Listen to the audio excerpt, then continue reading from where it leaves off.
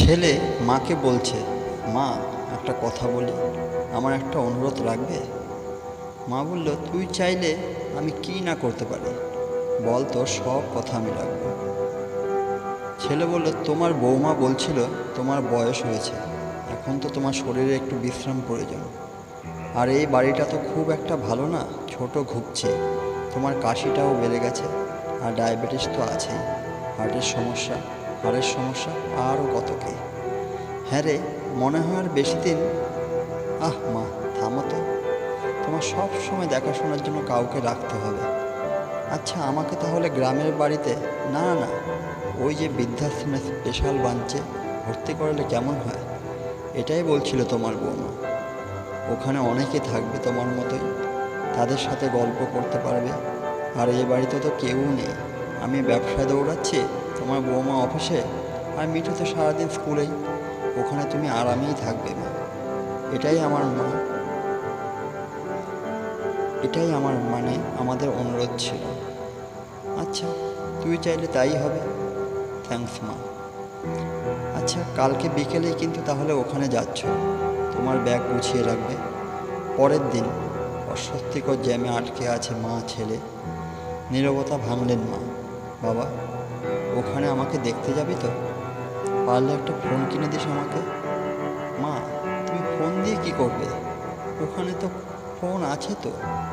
কিছুক্ষণ পরে একটা বাড়ির সামনে এসে গাড়ি থামল। বেশ কিছুক্ষণ নীরব থেকে এবার ছেলে বলে উঠল, নামো মা, এটাই তো বৃদ্ধাশ্রম। বলছিলাম না তোমার পছন্দ হবে? তোমার জন্য দোতলা দক্ষিণ ঘরটা বুকিং দিয়ে রেখেছি।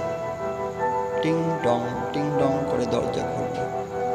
Happy birthday to you, happy birthday to you মা। দরজা খুলতে চমকে গেলেন মা। আরে, ওই তো আমার একমাত্র নাতি আর বৌমা কেক নিয়ে দাঁড়িয়ে আছে। এত বেলুন আগে কখনো দেখিনি, এত আয়োজন করে কখনো কেউ তাকে জন্মদিনের শুভেচ্ছাও জানায়নি। আরে, ওই তো তার দুই মেয়ে আর তাদের জামাই দাঁড়িয়ে, ওদেরও ডেকে এনেছে তার পাগল ছেলেটা। হ্যাপি বার্থডে মা, তুই অনেক বড় হয়ে গেছিস। মা কান্না ভেজা কণ্ঠে, কিন্তু এটা কার ঘর? বাড়ির ফলকে নাম দেখোনি? বাবার নামে রেখেছি। পুরো বাড়িটাই আমাদের, এবার তুমি আরামে থাকতে পারবে মা। তুই না, এমন কি কেউ করে? কান্না ভেজা চোখে জোরে জোরে মাথা নাড়ছেন, আনন্দে কথা বলতে পারছেন না। আয়োজন শেষে ঘুমোতে যাবে এমন সময় পেছন থেকে মায়ের ডাক। হাতের ব্যাগটা আতিপাতি খুঁজে একটা কৌটা বের করে ছেলের হাতে ধরিয়ে দিলেন, নে, এটা আর দরকার হবে না। ইঁদুরের বিষ। চিন্তা করছিলাম, যদি বৃদ্ধাশ্রমে রেখে আসিস তাহলে সেদিনই খেয়ে নেব। ধুর মা, কি যে বলো। এটাই তো আমি কাল রাতে পাল্টে তোমার ক্যালসিয়ামের ওষুধ ভরে রেখেছি, তুমি ঘুমাও।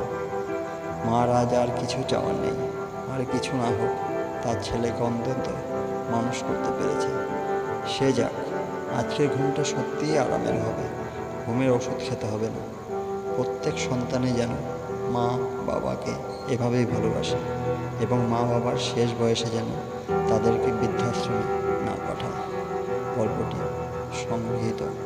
গল্পটি যদি ভালো লেগে থাকে অবশ্যই কমেন্ট, লাইক করে জানাবেন, এবং চ্যানেলটিকে যদি সাবস্ক্রাইব না করে থাকেন চ্যানেলটিকে অবশ্যই সাবস্ক্রাইব করে দেবেন। ধন্যবাদ।